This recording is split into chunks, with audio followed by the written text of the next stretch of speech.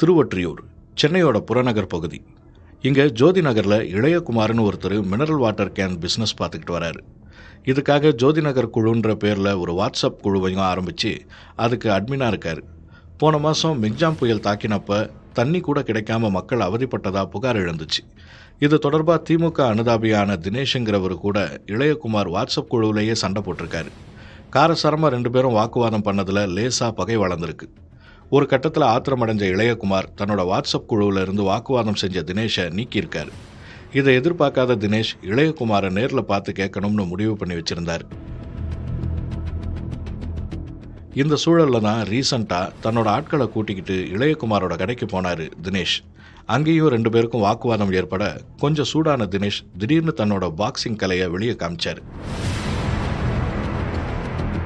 பட்டு பட்டுன்னு இளையகுமாரோட முகத்தில் பாக்ஸிங் வேகத்தில் குத்து விட்டதில் மனுஷன் அப்படியே நில குலைஞ்சு போனார். மூக்கில் இருந்து குபுகுபுன்னு ரத்தமும் கொட்டுச்சு. விடாமல் அடித்தவர் இளையகுமாரை எச்சரிச்சுட்டு அங்கேருந்து புறப்பட்டு போயிருக்காரு. கடைக்கு தேடி வந்து அடிச்சுட்டு போன தினேஷை பற்றி இளையகுமாரோட தாய் லட்சுமி இப்போ போலீஸில் புகார் கொடுத்துருக்காங்க. தாக்குதல் நடந்தது சிசிடிவி கேமராலையும் பதிவாயிருக்கிறதால அதை வச்சு இப்போ போலீஸ் விசாரிச்சுக்கிட்டு இருக்கிறதா தகவல் வெளியாகி இருக்கு. எந்த ஒரு பிரச்சனையாக இருந்தாலும் பேசி தான் தீர்க்க பார்க்கணும். அதை விட்டுட்டு பாக்ஸிங் தெரியுங்கிறதுக்காக அடிதடியில் இறங்கினா கோர்ட்டு கேஸுன்னு தான் அலைய வேண்டியிருக்கும்.